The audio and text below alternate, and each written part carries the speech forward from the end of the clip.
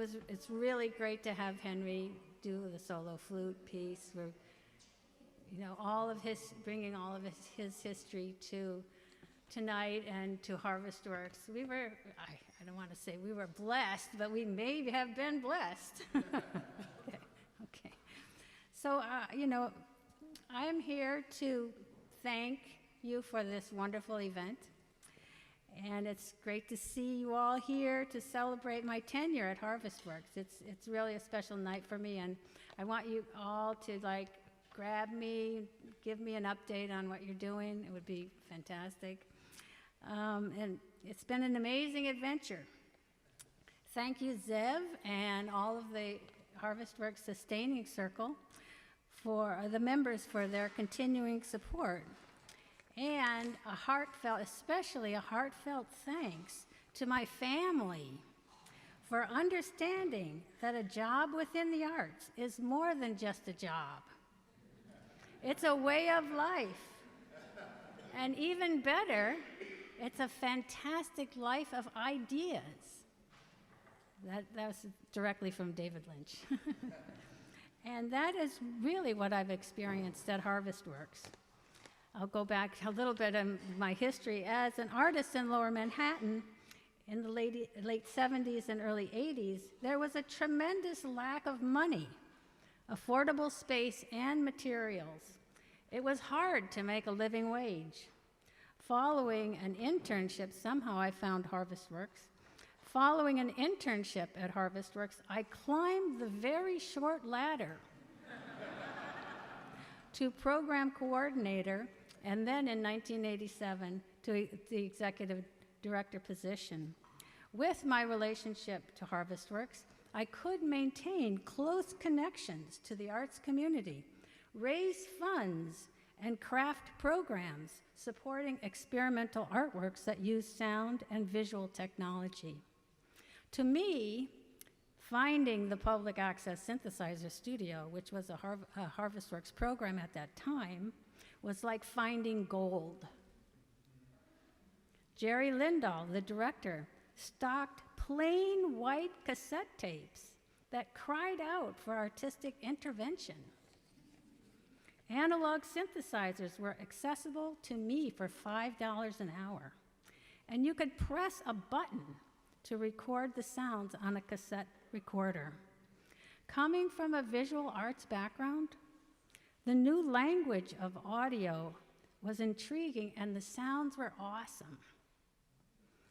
The staff and community of Harvestworks is made up of grassroots working artists with great ingenuity and need. They provided me with that fantastic life of ideas. And the joy of it propelled me to take risks, to envision the future, and to work harder.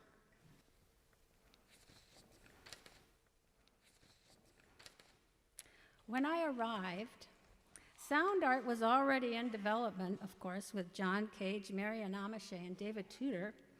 Harvestworks was there to encourage continued experimentation and development within our capabilities and programs. In a community of artists, it's hard to pinpoint a single artist since there were so many working on different aspects of sound. It was more about the atmosphere of discovery that was shared within the community.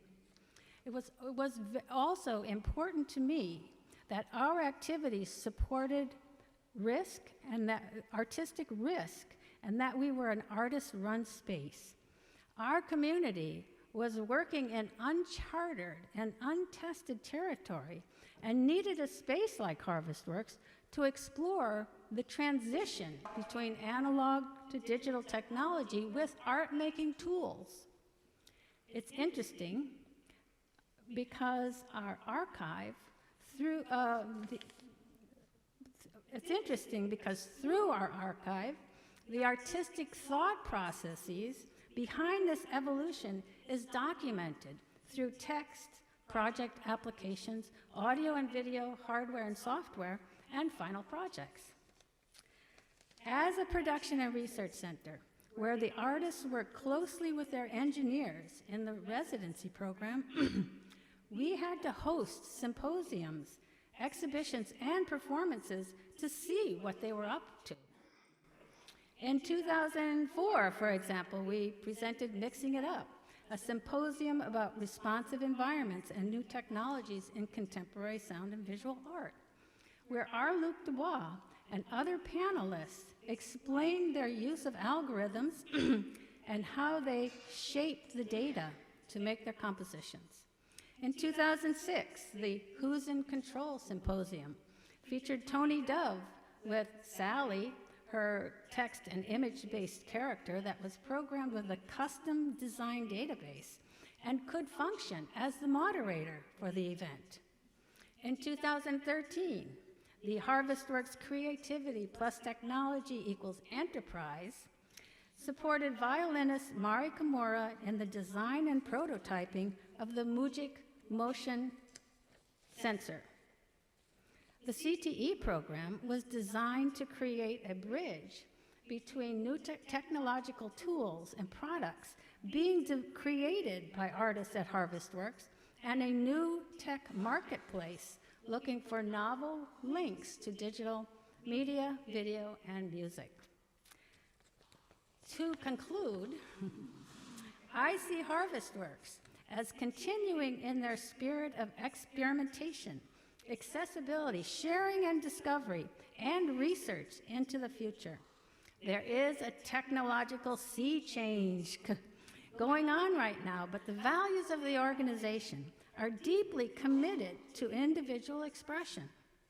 Artists need access to these emerging tools to integrate them into artworks and ultimately share those works with broader audiences. And they need each other. Thank you.